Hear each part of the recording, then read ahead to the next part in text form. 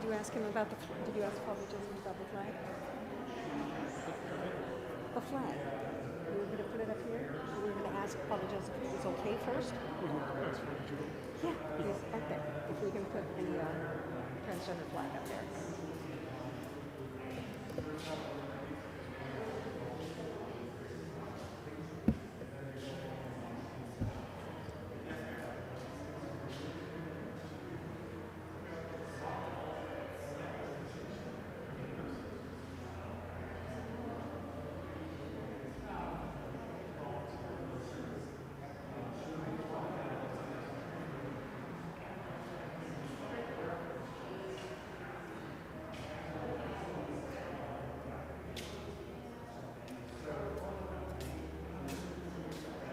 He says on the podium only. What? The flag. Okay. See if we can get it on.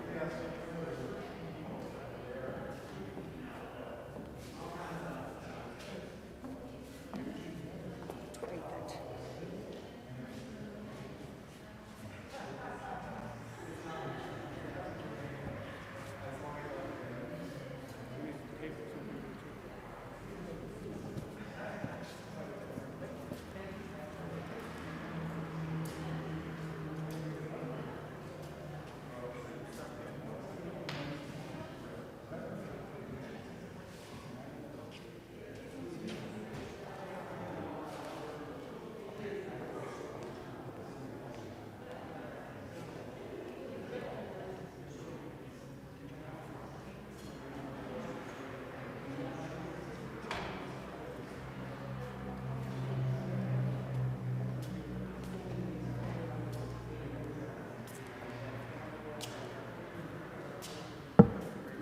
So who's the gentleman?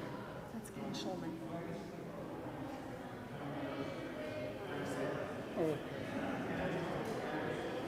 So you still want me to sit in that chair then? Just socializing.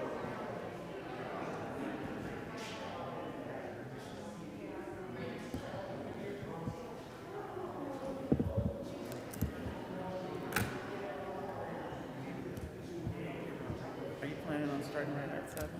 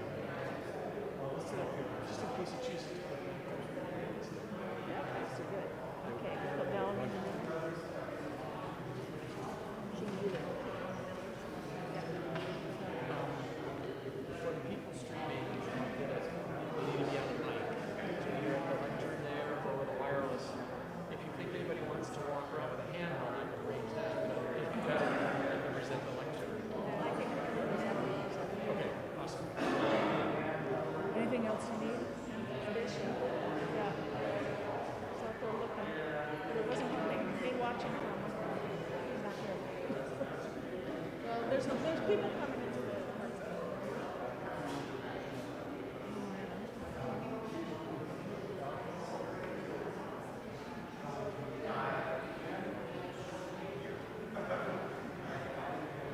Yeah, I'm gonna go see this.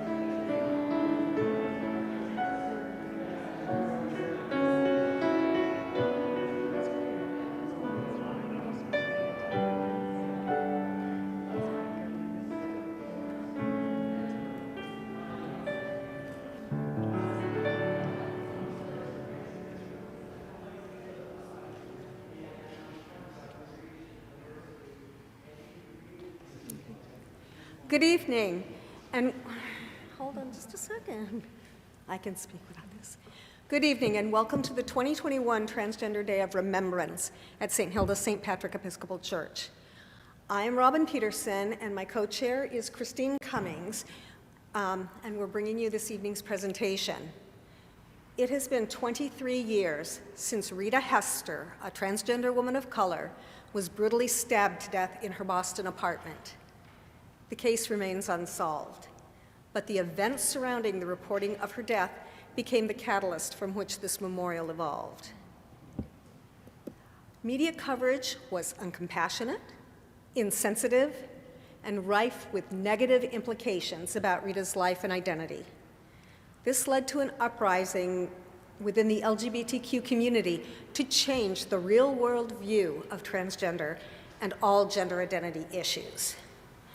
The resistance of the media and often the families of transgender victims to identify them as transgender or to continue to use their dead names still makes it difficult to properly record the actual number of trans murders.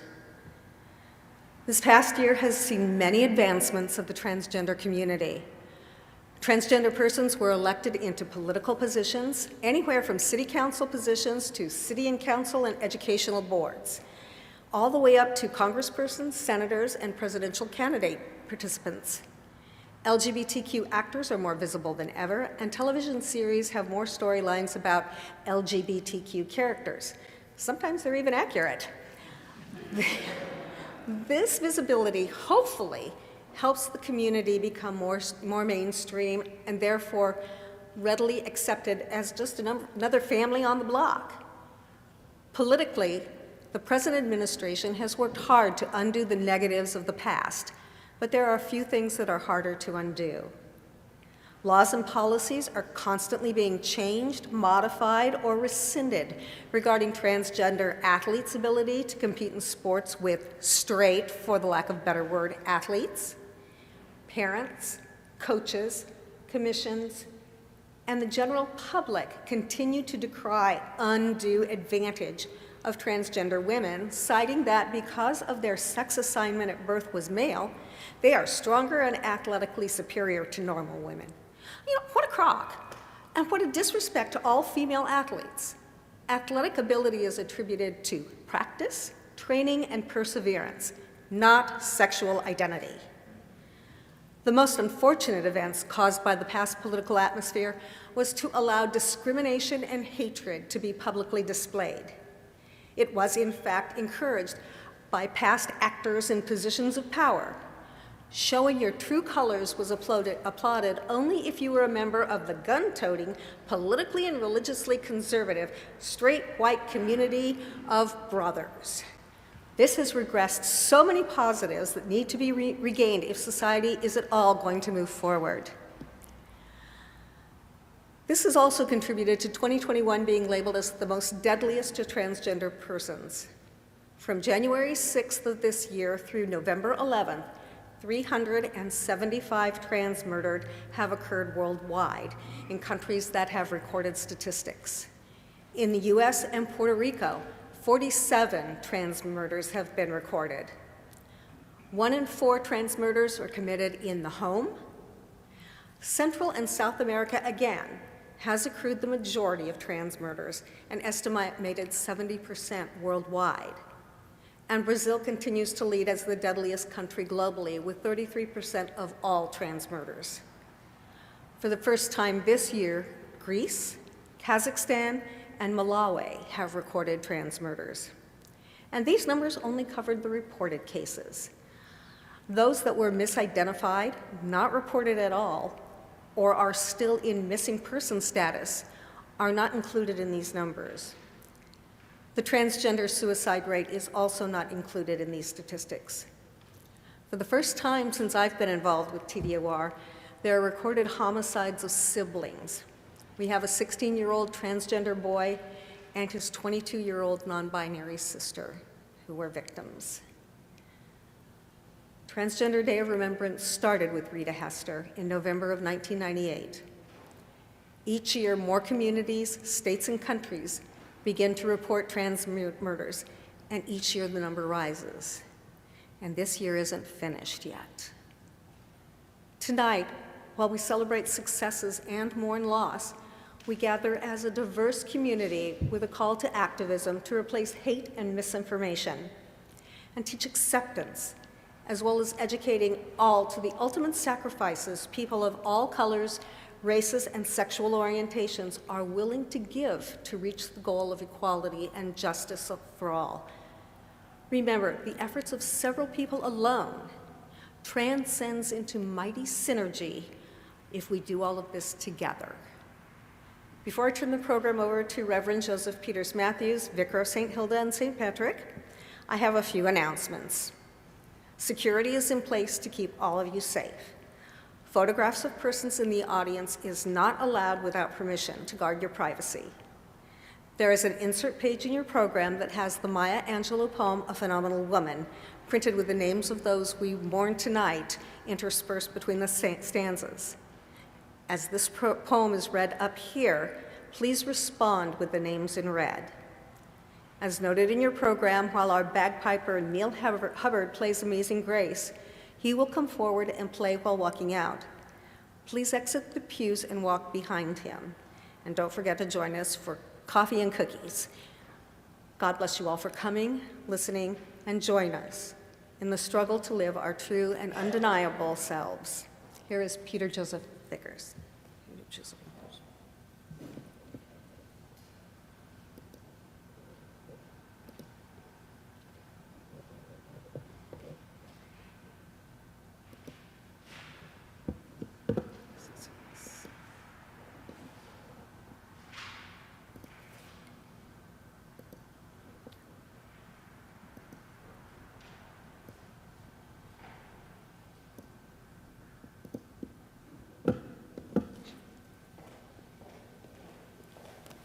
Good evening. Welcome to St. Hilda St. Patrick Episcopal Church. I am Joseph Peters Matthews, the vicar of this congregation. That means that I am the head priest here. I'm also the only priest here. We gather on Sunday mornings at 9:30 if you are looking for a spiritual home, and if not, we're glad you're here tonight to remember the lives lost to transphobia and the violence that it brings. If you are watching this stream, whether live or on demand, please subscribe to our channel. And if you're watching right now, please drop a hello in the chat so that we know you are praying and participating here with us. To everyone here, whether watching in person or on the live stream, may God be with you. Let us pray.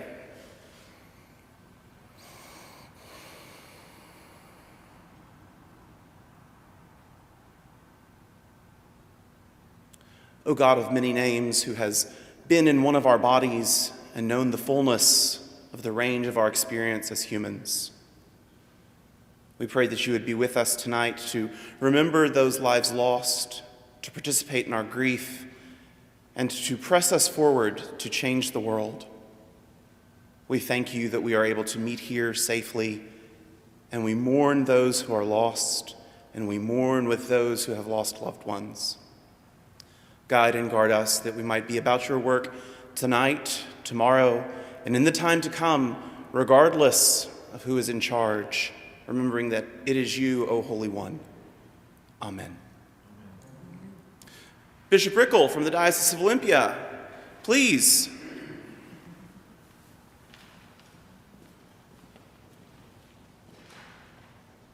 Good evening. Vicar actually comes from the same word, vicarious.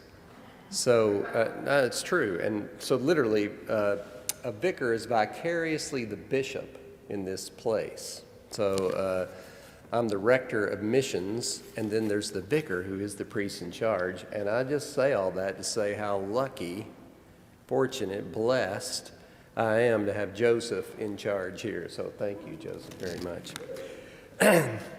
My name is Greg Rickle, and I'm the 8th Bishop of Olympia. I want to thank Robin, Christine, and Joseph, and all of you here for inviting me to be here.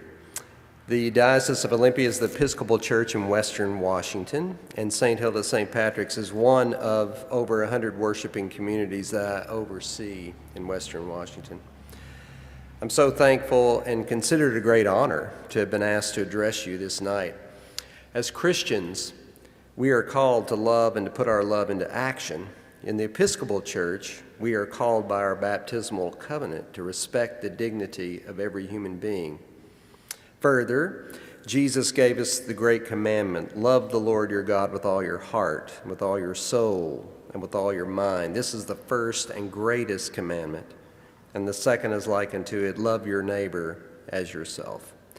The Apostle Paul says in the letter to Romans that love does no harm to its neighbor. So this is who we are, or who we should be. And because this is who we are, we absolutely must stand with you, the trans community. And I'm coming to you tonight to assure you of just that. I've had the great honor in my ministry to ordain trans persons to the priesthood, and trans and non-binary people are active and essential to our collective life in this diocese and this church with a capital C. The Episcopal Church has a history of taking action to affirm that trans and non-binary people are beloved children of God, and of taking material action to ensure their safety and full inclusion in society and the church. In addition, our presiding bishop, Michael Curry, and the president of the House of Deputies, the Reverend Gay Clark Jennings, have spoken against discrimination against trans people quite vehemently and quite often. The Executive Council of the Episcopal Church has spoken out on multiple occasions, decrying the wave of anti-trans bills that have been sweeping the country and advocating for complete inclusion. Our diocese, the Diocese of Olympia, has a written policy which affirms that all transgender and non-binary people and anyone whose gender identity and expression differs from that assigned at birth are beloved children of God and are to be treated with equal rights and privileges as other human beings. And further, the Diocese of Olympia opposes any legislation or public policy that defines sex and/or gender on the basis of physical appearance of external genitalia present at birth or presence of certain chromosomes within a person's DNA. And further, the Diocese of Olympia encourages educational, pastoral, liturgical, and legislative efforts that seek to end systemic violence against transgender people, calling special attention to violence against transgender women of color. I'm honored to bring this message to you directly this night. I think I've been invited every year for 5 or so years. I'm always somewhere else geographically. This is one blessing of COVID this year is I'm close and I can be here, and I'm so glad. Our prayers are with you as I join you this night in remembering all those who have been heckled, abused, demeaned, tortured, killed, harmed in any way. But more than that, we stand with you in action and vow to continue to speak up and act up until your rights, your safety, your value, your worth are secure and assured. So thank you for the honor of being part of this night. And I wish you all God's rich blessings and that you will know deep down without any reservation you are beloved children of God. Blessings to all of you. Thank you.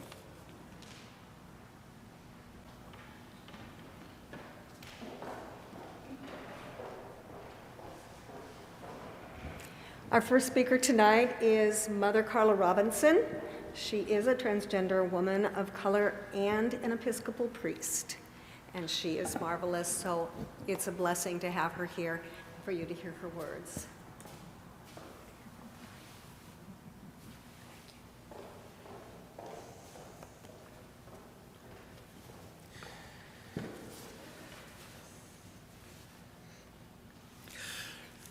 This is the saddest night of the year for me.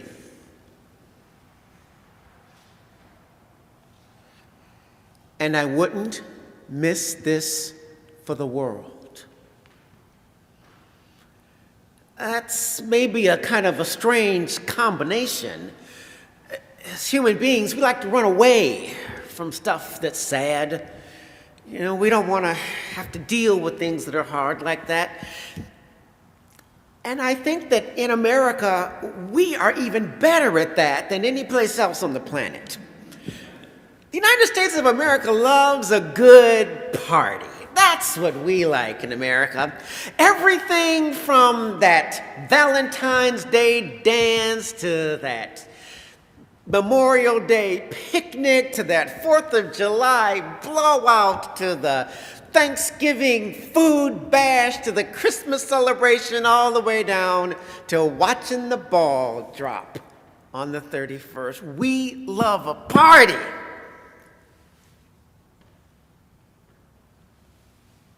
This ain't no party. We are here on a day of remembrance. We are here on a day that is filled with pain. And I can't think of any place I'd rather be than here with you who are in this building today. Some of you I only get to see once a year when we gather here. But every time I get that privilege to see you, I am reminded of the faithfulness that each of you brings. Some of you I have seen every time I've been here. Some of you are faces that are new to me. And maybe my face is new to you as well. But we're in the midst of a community that has been faithful when it comes to Transgender Day of Remembrance. And I want to take a moment here to say thank you to the people and leaders of this congregation. Thank you for your faithfulness, for being here year upon year upon year, no matter what's going on, no matter whether it's the middle of a pandemic, no matter who's in the White House, no matter whether it's the year of transgendered folks or just another year in which we want transgender people to go away. Thank you for your faithfulness. But I promised myself I wasn't going to cry. I'm going to try not to. But I especially want to point out the faithfulness of one person in particular this evening. And it is my sister, Christine. Christine, you've been an icon of what it means to have faithful remembrance. You came to us already filled with the power of this day. You came to us already having done events like this. But you brought it here. And you brought us, oddly enough, for a day of remembrance, you brought us alive to it. I personally want to say thank you for your faithfulness. And beloved, I encourage you to thank this woman. Let's do that now.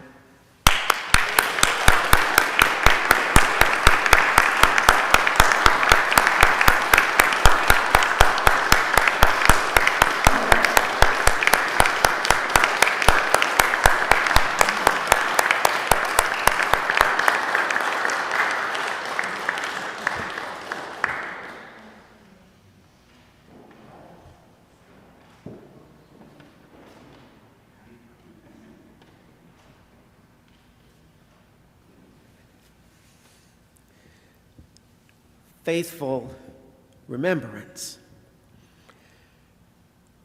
It is not just something that we do a little bit or even once in a while. It's at the core of what we're doing tonight. I've always thought that calling this a remembrance was unusual because I've only met 2 people whose names have appeared on any of these lists over the years. This year, I did not know personally any of those whose names we will hear this evening. How do we remember those whom we've never met? How do we remember those whose eyes we've never looked into? We do it by doing exactly what we're gonna do tonight. We say their names. We speak her name. We say her name. We say their name. We speak their names. And so we must. Because in doing so, we are being faithful. Faithful to the telling of their stories. Faithful to the pain that has been inflicted. Faithful to the truth that there is ugliness. Oh, there is ugliness and it is real. We dare not sweep it under the carpet. We dare not say to ourselves, "Wow, but this is the United States of America." That we speak their names. And in speaking so, we speak and say to anyone who would nullify a precious child of God. We say to anyone who would seek to erase what God has brought to life. We say to them, you're wrong and you lose. We speak their names. And in doing so, we say, you may indeed kill the body, but you can in no way, shape, or form kill the soul. You can in no way, shape, or form erase that person, their passion, their love. You can't make them go away no matter how bloody you make the corpse. And yes, we speak their names in faithful remembrance of what has happened to them. But not only in faithful remembrance of what has happened to them, but because of what is happening to us on this night. This is Saturday night in the Pacific Northwest. It ain't even raining outside. Plenty of places to go and hang out, plenty of movies to see, plenty of bars to go to. We have people that we love, that we would love to spend an evening with. We're here because not only are we remembering the pain and the death, we're remembering what it does to us. I have to tell you this in all honesty. I'm scared. Some days I'm more scared than others. I don't know whether this may be the day that somebody has stumbled across my name in the internet and has decided that it is an abomination to have a transgender priest. I don't know when somebody's going to go off while I'm at work. Someone kick in the door with a special vendetta against me and all of my siblings. I'm scared some days. Some days I wake up and I just say, Lord, I don't want to go out there. 370 lives. 44 plus right here. And that's just what we know. We know fear. We know what it means to feel that around any corner. Maybe the person that wants to T-door us. I'm afraid. And so I come to this day and I take some courage. I take some courage not because I'm going to become bulletproof, because I come to this incredible time. I take my courage from a community that I'm a part of. I take my courage from you, whom I see. Who knows? Carla Robinson may be on next year's list. But quite frankly, I don't give a damn. I know where I am called. I know that part of my work of remembrance is being a voice that speaks. Now, perhaps it is not your call to be a voice that speaks, or at least not a voice that speaks at a podium. But your voice speaks every day. Every single day that you muster that courage and walk out that door into that world, every single day that you stand up and say, no, it's going to be dignity and respect today. Every single day that you say, no, we're not going to stand by while laws are passed that try to nullify and get rid of us. Every single day that you say, I'm going to stand in allegiance with my siblings. Every single day. That gives courage not just to me, but to countless others. Faithful remembrance is that work that you do between T-door times.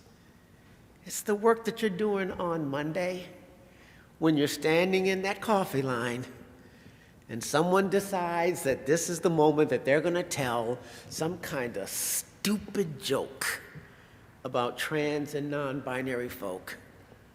And you look them in the face and don't smile. Or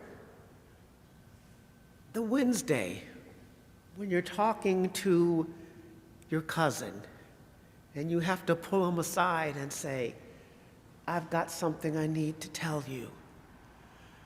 I have to call you on the carpet for how you have treated and spoken about my siblings. Those are moments of great courage, and you're the ones that do them. It's part of the work of remembrance. The work of remembrance is not only remembering our slain, it's not only taking our stand today in our daily stuff, but it's also about proclaiming a future. In the Christian church, in the Episcopal Church in particular, since we're standing in one, we say some words together on Sundays. Part of those words is about things we believe in or are aspiring to believe in or struggling to believe in or wish we could believe in or believe in with all of our hearts. All of that stuff is going on in a church on Sunday. Some of those words are this: we believe in the resurrection of the dead and the life of the world to come. Now, I'm not here in a church setting to proclaim in any kind of dogmatic terms gospel or religious truth. But I invite you to consider how those words move ahead and think forward beyond the pain of the present to something yet coming. Faithful remembrance for us means that we too proclaim a future. Part of that future is that we're going to be in it. Simply stated, we cannot be erased.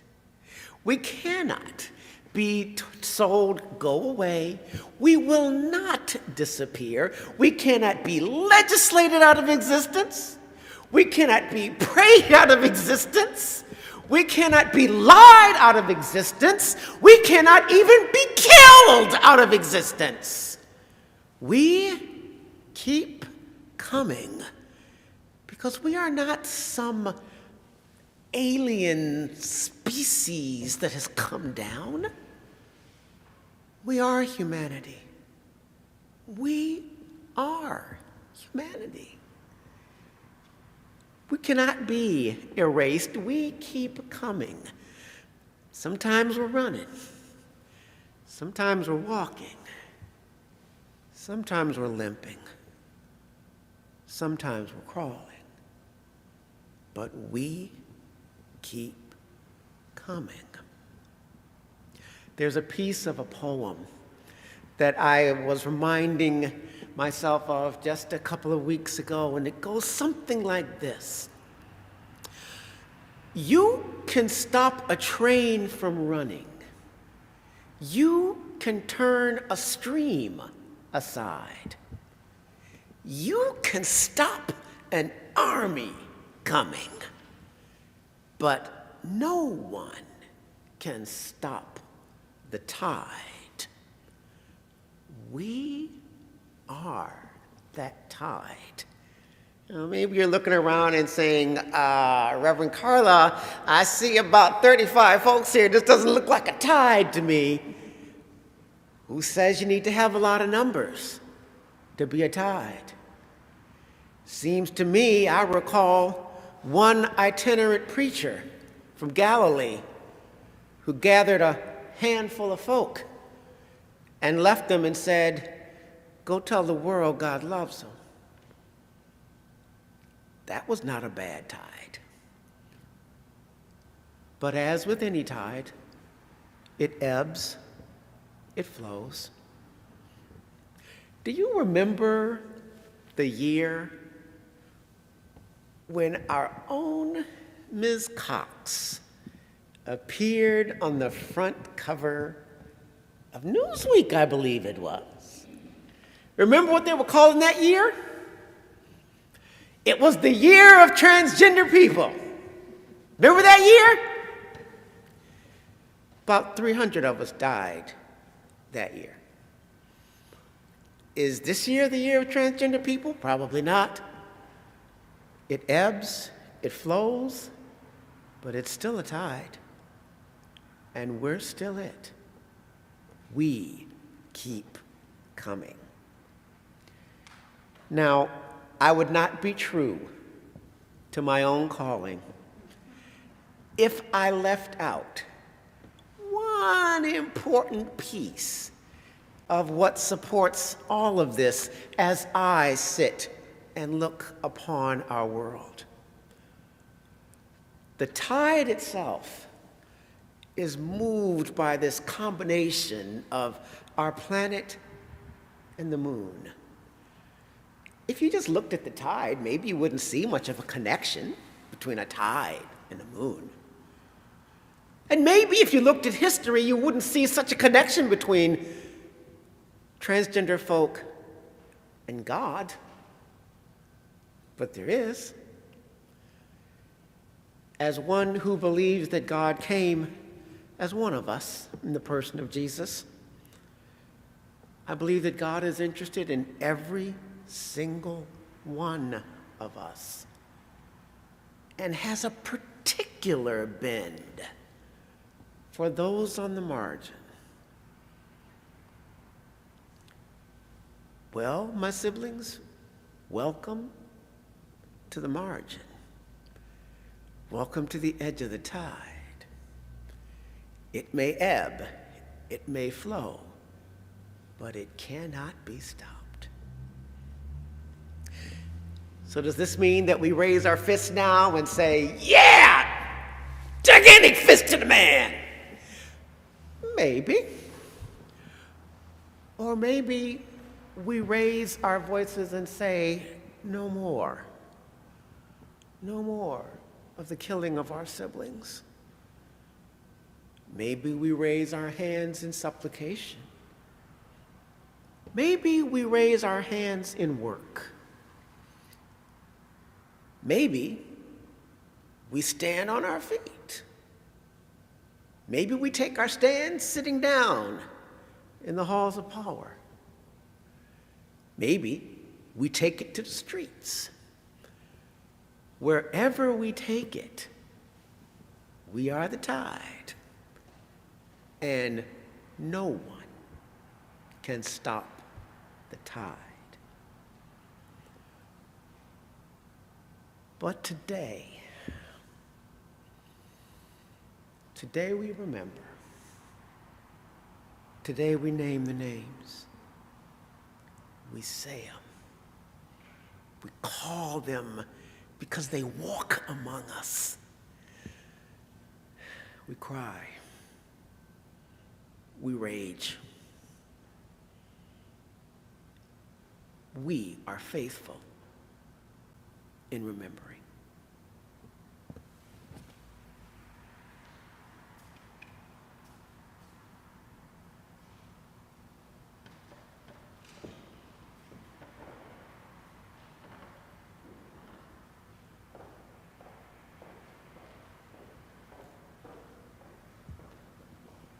Thank you, Mother Carla. Our next speaker is Ken Schulman. He is the director of Lambert House in Seattle. Ken?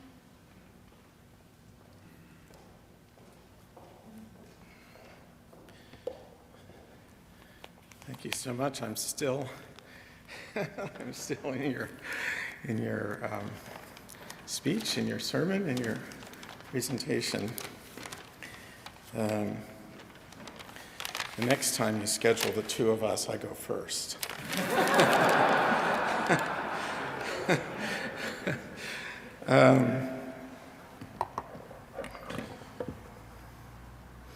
Thank you for inviting me to be here, and also for your support of Lambert House, the LGBTQ Youth Community Center for the greater King County and Seattle and Snohomish County and surrounding county areas. And now, since COVID, also we are serving youth who live in 27 US states and 6 other countries.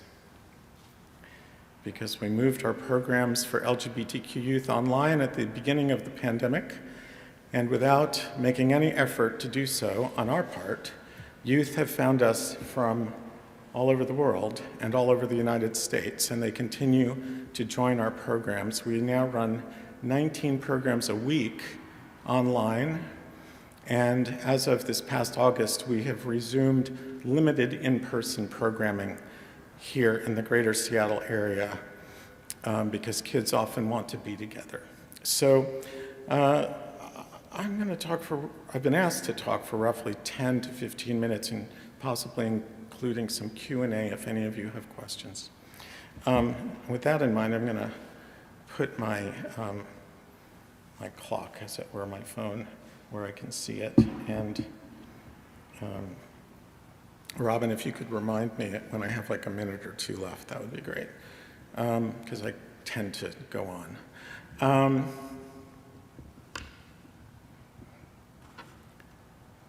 The best way I can describe briefly what an LGBTQ youth center, and this particular one, Lambert House, does, is to share a couple of anecdotes about kids and their parents. And then I'll talk a little bit more about how many youth we serve and how they find us and what programs we do and so on. But that can be a bit boring. So I'm going to just give you a couple of stories. So a mom called me, and she introduced herself and said she is a social worker at the University of Washington Medical Center, and that her daughter had recently come out at the age of 13 as lesbian, and had come out to her entire middle school in an assembly, and was in the process of founding an LGBT student group, sometimes known as a Gay Straight Student Alliance or a Queer Straight Student Alliance. And the mom said she and her ex-husband were both totally supportive of their daughter identifying as lesbian and didn't have a problem with that. She was calling, she said, because their daughter was suicidal. And she said she was at her wit's end, trying to figure out how to keep her daughter alive. And so they had taken the girl to a psychiatrist for a series of appointments and a thorough assessment. And the day before, the psychiatrist had met with the parents to inform them that there was nothing wrong with their daughter's mental health, nothing, nothing, nothing. And that what the 13-year-old girl needed was some other 13-year-old lesbians. At which point the mom basically said, "Do you have any?"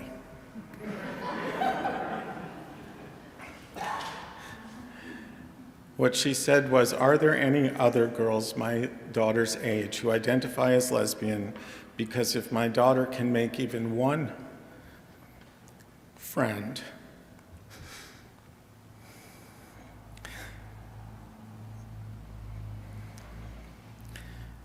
it may keep her alive."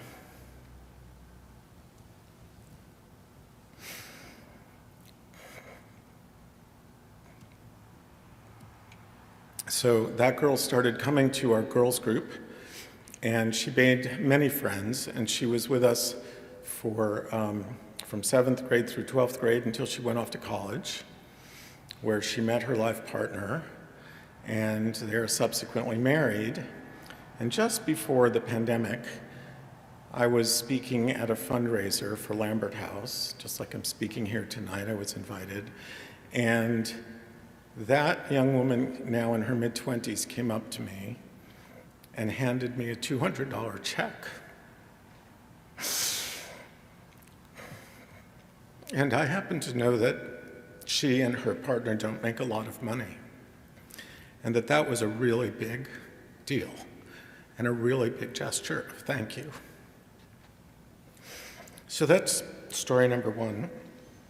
And that's a girl whose parents were wholly supportive, completely supportive, no, not a moment of lack of support, and yet the girl was suicidal, and Lambert House helped her become less suicidal.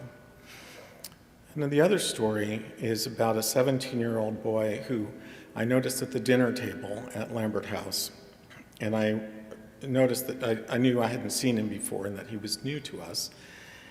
And when dinner was over, the rest of the kids went off to group, and they went off to do art, and they went off to the library, and they went off to do this and that. And he was sitting there because nobody had invited him to join them, and he was new. And I struck up a conversation. He was a 4.0 high school student, obviously very bright. You could tell just from a moment or two talking to him. Very academically oriented, obviously. From an upper middle class family, headed to college, and at 14 he realized he was gay, and he spent 3 years trying to figure out, how am I going to tell my parents? He read all the books, he read all the articles, he followed all the advice. Don't come out in the middle of an argument. Don't come out when your parents are taking care of another sibling who's sick. Don't come out when they're in the middle of a crisis at work. Plan a time with them, tell them you have something serious to talk about, and so on and so on and so on, because this was a very bright kid who knew how to follow rules and advice.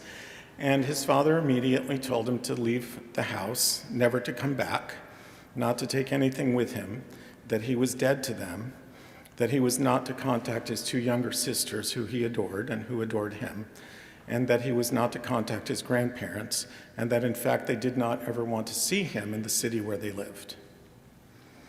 So he hitchhiked across country, and he asked a half-sister if he could sleep on her couch. And she lives in a very small town that I drive through on my way to go hiking on the north side of Mount Rainier. And he went into Enumclaw, which was the closest big city, on the bus, and he went to the library and got a computer and Googled LGBT youth services. Remember, this is a 4.0 student, right? So he's very high functioning. And he found Lambert House, and so he took a bus from Enumclaw to Tacoma, and from Tacoma a third bus into downtown Seattle, and from downtown Seattle a fourth bus, and it took him 2.5 hours. And he got to Lambert House, where I was talking to him. And that boy spent 5 hours round trip every day for months coming to Lambert House, just so that he could have some community and some support. So not only did he have dinner with us and find other youth that he could be in community with, but we were able to help him get a 4-year scholarship to the University of Washington because his father had revoked his tuition support and would not pay for him to go to college. And at the end, and we also found him long-term housing, transitional housing, just across the street from the UW campus. And he lived there for all 4 years, graduated, with high marks and was admitted to graduate school at Harvard. 2 days ago, I was in a Zoom meeting, and completely unexpectedly, his name came up, and he was mentioned in the Zoom meeting as a leader of an LGBT alumni group from Harvard. So that's a youth whose parents rejected him because he was gay, and Lambert House was an agency that played a very important role in his life for several years. While he was in college, he was at Lambert House almost nightly for dinner. How he managed to do his homework, I don't know, but he did, clearly.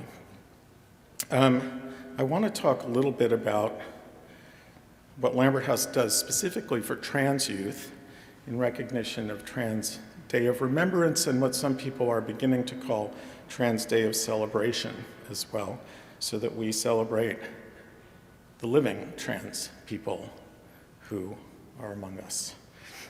I think the thing that transgender youth would say is most important, and do say is most important, is that we don't question their identity. If they tell us that they're trans, we just go with that. They are remarkably grateful because what they experience in most other places is that people do not accept their identity. And so just the fact that they have a place to be where we don't question it. If they tell us they're trans, they're trans.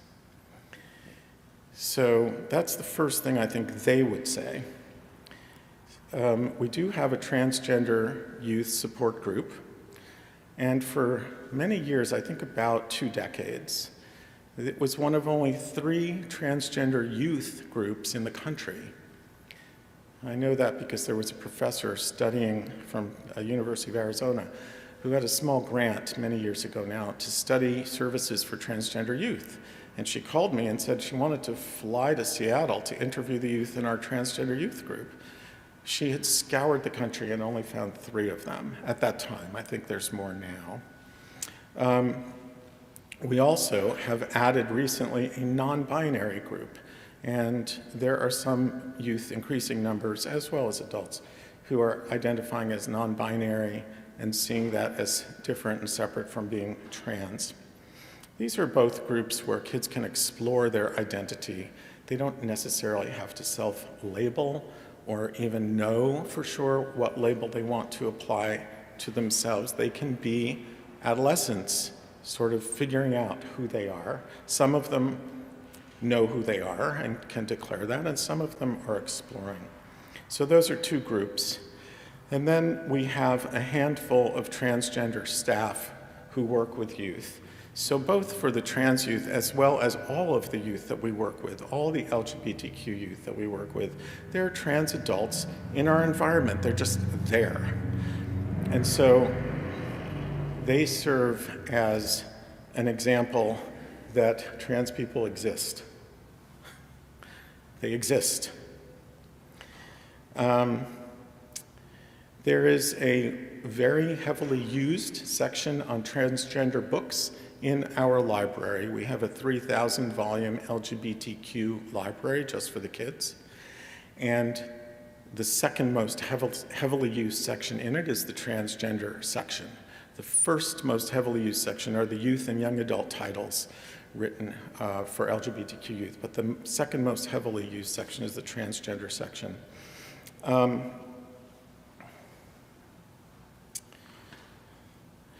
Lambert House served 1,317 different youth the year before the pandemic. Things have changed a bit, being mostly online.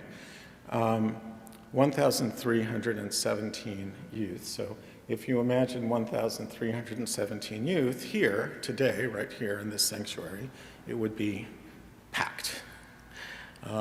It's probably beyond the legal capacity of the room. And they participated in our various programs 33,000 times in 1 year. We have more than 40 different services and programs for LGBTQ youth. I mentioned a couple of groups. There's also a Boys Who Like Boys group. There's an outdoor education program where we go hiking or skiing or snowshoeing or cross-country skiing. And that program is part of the program that we have resumed as of August because it's outdoors, and so for COVID safety, we feel that we can do that. For the time being, we're avoiding indoor programming. The youth are highly diverse. They are as diverse as any group of young people or any group of adults. And one of the most important things that we do is use community members like yourselves as volunteers working with the youth. The volunteers, we have 123 volunteers a week who work with the kids.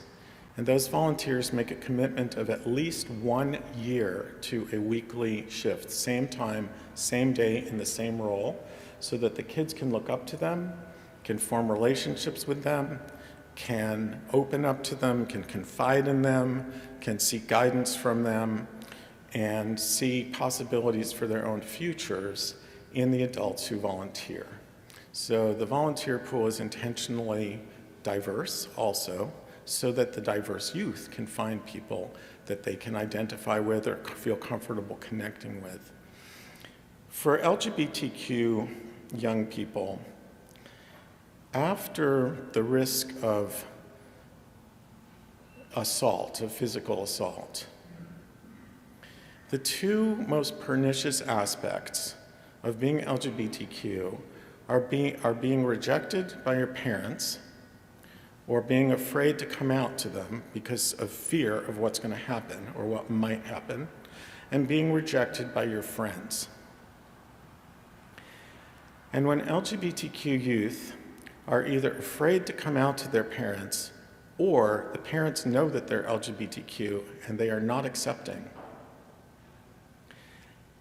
and the kids are afraid to come out to their peers for fear of being rejected, or they are recognized as LGBTQ and they are not well accepted by their peers. When they have neither peers nor adults, that is the reason why they have high rates of suicide.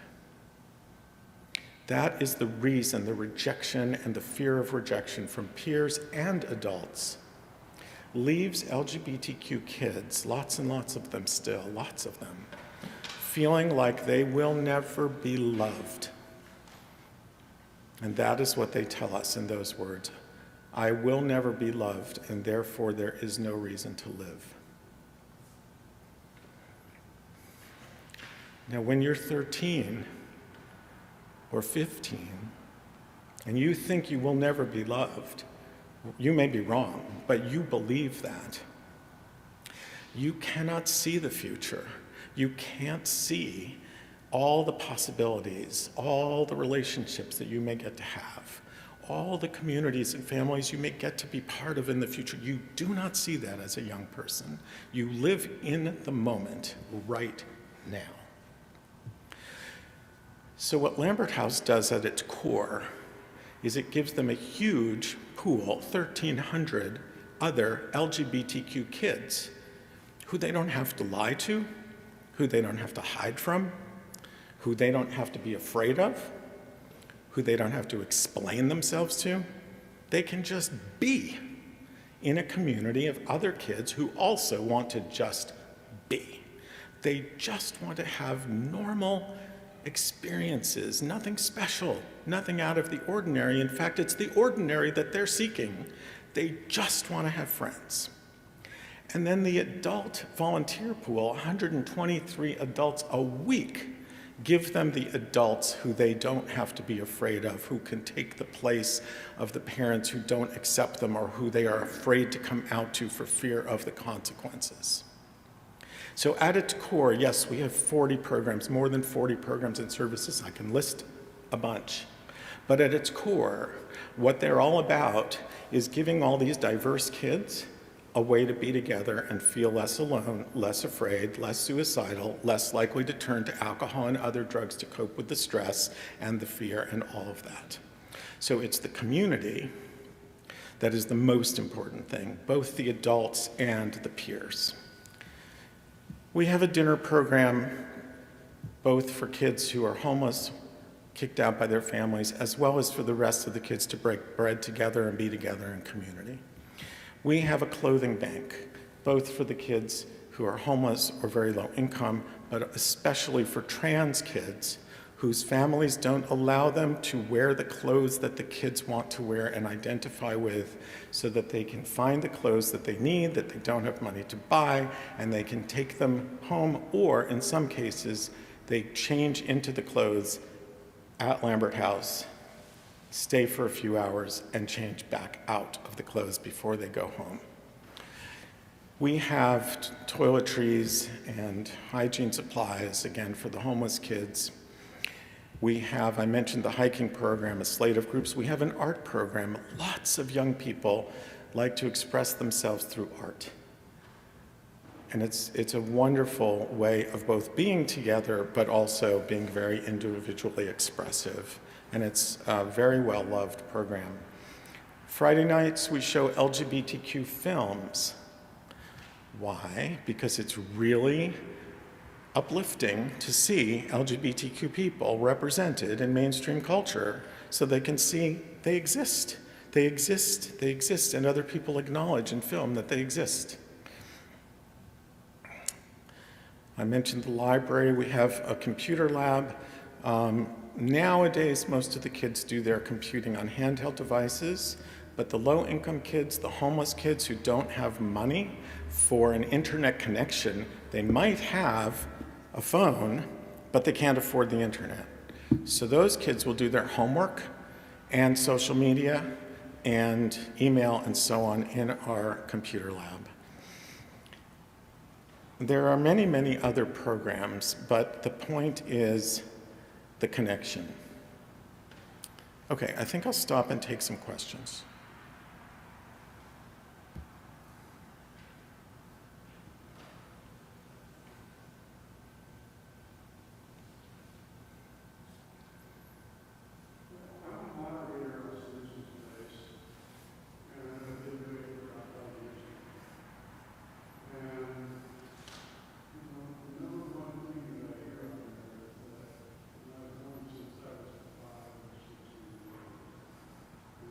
There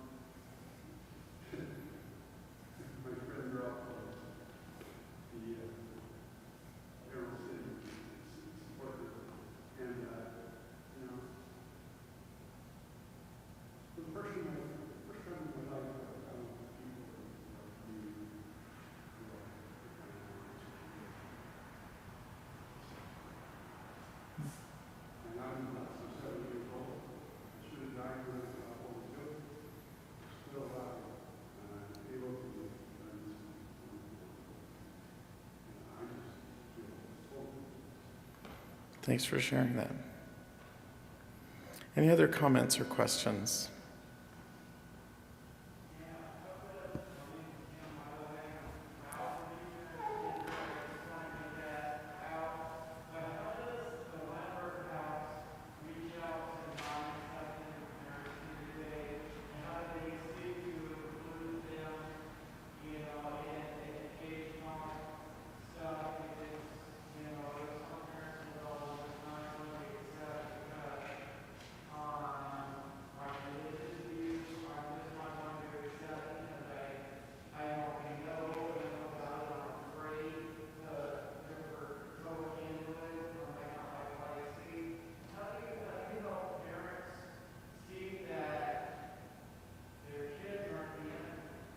Yeah, could everyone hear that question?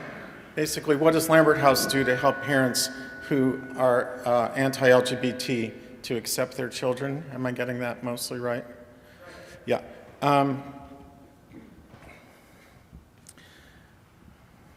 We do a few things, but I will say first that for the parents who don't want help accepting their children, I don't know that we have a lot of access to them. We don't get to meet them. But I will tell you what we do. First of all, we see a number of youth who are not out to their parents because the parents are not accepting. And we also see quite a few youth whose parents are remarkably cruel, unspeakably cruel, specifically because of the parents' animus and prejudice towards an LGBTQ child. One thing that we do indirectly that helps those parents to move into a more accepting place is to bolster those kids in those families who have not been kicked out but are being treated very, very badly in their homes by their parents, so that those kids become more and more resilient and more able to find ways of asserting their right to exist as LGBTQ people who are unashamed. And many parents, many parents, gradually move towards a more accepting stance of their LGBTQ kids. So indirectly, by supporting the kids in those situations, the parents start gradually to wrap their brains around reconciling their faith beliefs or their cultural anti-LGBT beliefs with their love for their child. So we actually do quite a bit of that. At the other end of the spectrum, though, we have a faith leader engagement program. We have a ordained pastor from the United Church of Christ, UCC pastor, who works half-time for us, and his role is to be available to train pastors in any and all congregations of any and all faiths who counsel anti-gay parents. So the parents that are the most likely to kick their kids out or make them so miserable at home that the child decides it's better not to know how they're going to eat or where they're going to sleep, and they leave home prematurely when they're not prepared to take care of themselves because they cannot stand being either physically assaulted or insulted and emotionally and psychologically abused all day, every day by the people they love the most. So either the parents kick them out or the kids decide to leave. Those parents, in my experience, always cite their religious beliefs as their so-called justification for either treating the child cruelly, whether it includes throwing them out or not. And the only people that those parents turn to for guidance is the senior pastor in their faith setting. Not the youth pastor, not the parents of other kids, not the teachers or the school counselor, not their own parents, the grandparents of the child. They don't want anybody else to know they're embarrassed. They turn to their senior pastor. So we have this program where we offer senior pastors, any faith, the opportunity to have another experienced ordained pastor help them know how to counsel those parents to reconcile their faith with their love for the child so the child doesn't end up homeless and the level of conflict in the family around this issue is diminished as much as possible. So that's a very direct program trying to get at what you're asking about. We have in recent years had an increasingly large number of parents asking us to run a group for parents. So I meet a fair number of parents who bring their kids to Lambert House, usually because they're in family therapy and the kid comes out in the family therapy and the therapist says, take your kid to Lambert House, your kid needs social support from other LGBTQ kids, take your kid. And the parents are committed enough to trying to do the right thing that they bring their kid. Or sometimes they come for a visit first, they want to check it out, and they're just being very responsible parents, and I totally approve of that and applaud them for it. And then they bring their kid or they send their kid. But oftentimes those parents, when they walk in the door, they've got their kid, their teenage kid, but the first thing the parent says to me is, now, she doesn't really have to identify as lesbian, or he doesn't really have to identify as gay to be here, right? Because what they're really hoping is the kid is going to come once or twice to a support group and come home and say, oh, I'm not gay after all. It won't happen, but that's what they're hoping. Whenever I have a parent who the first thing that they say coming in the door is, my kid doesn't have to label themselves. They don't, in fact, have to label themselves. We don't care. But when I get that question, I know right away. And then, of course, the parents go on a tour with me, the kid goes through their orientation, and then we hear from the kid after the parents leave. The first thing we hear from the kid is, they don't really accept me. They brought me, but they don't really accept me. And then what we hear from the parents is, we're so accepting, I don't understand why they think we don't accept them. So we've been asked increasingly, and I'll make this the last question and then I'll wrap. Can we run a group for parents? And that is only a matter of money and staff capacity. We would love to be running a group for parents. Some of you may know of PFLAG, Parents, Family, and Friends of Lesbians and Gays, or LGBTQ. That's a wonderful organization. I recommend it. Some of you may be part of it. Some of you may be leaders in it, or you've attended it. It's a great organization. I think what we would do would be complementary to them. That's a parent-led support group by parents of LGBTQ kids for other parents mostly. That's mostly what they do. We would have a more formal sort of curriculum for parents, taking them through vocabulary, taking them through all sorts of, like a weekly curriculum. So anyway, that's about money, and that was a wonderful question. Thank you for it, and I'm going to end there. Thank you so much.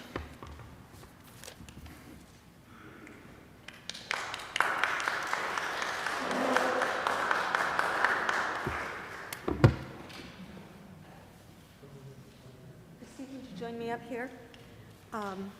This is the start. This is the start of our candle lighting ceremony. Peter, if you could get the lights. We will start our candles. Go to you. You light your candle from us, and then you help the people behind you until the entire house has lit candles. And then Sister Angela will come up here, and she will read the poem that you have as an insert. Everything in red, you will respond to her with. Okay.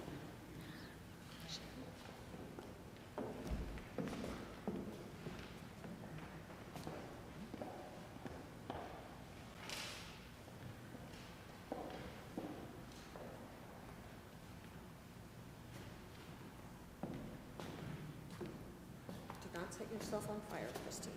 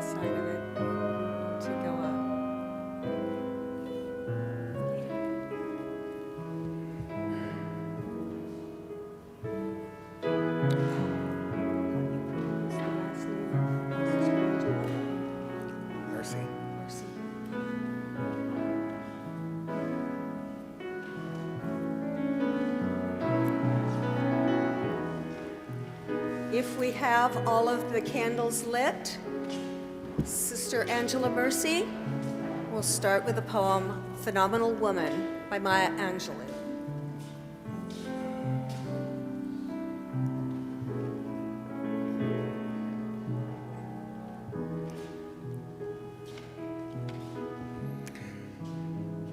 Pretty women wonder where my secret lies. I'm not cute or built to suit a fashion model size.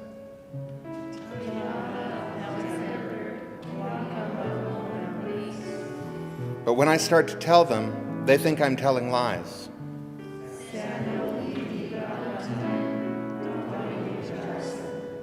It's in the reach of my arms, the span of my hips, the stride of my step and the curl of my lips.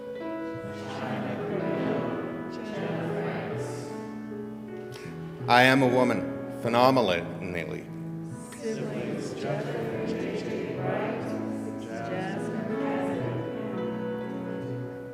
Phenomenal woman, that's me.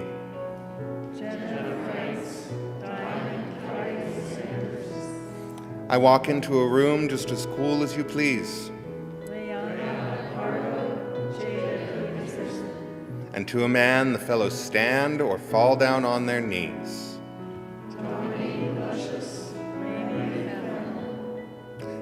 Then they swarm around me, a hive of honeybees.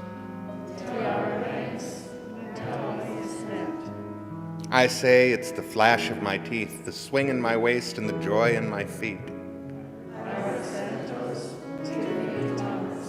I'm a woman phenomenally. Phenomenal woman, that's me.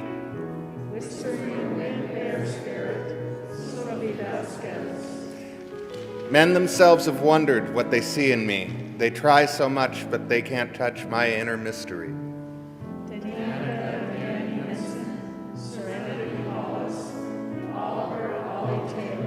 When I try to show them, they say they still can't see.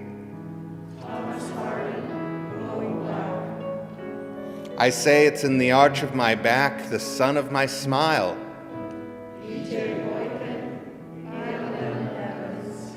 The ride of my breast, the grace of my style.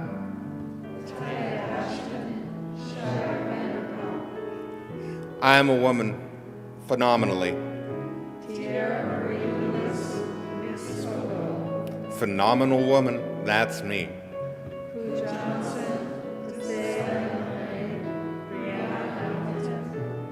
Now you understand why my head's not bowed. I don't shout or jump about or have to talk real loud.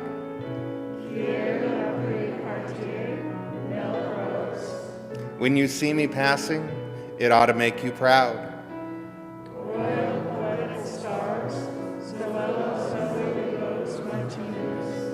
I say it's in the click of my heels, the bend of my hair, the palm of my hand, the need for my care.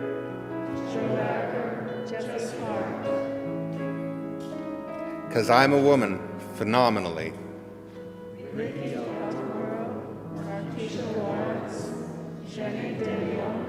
Phenomenal woman. Change from there. That's me.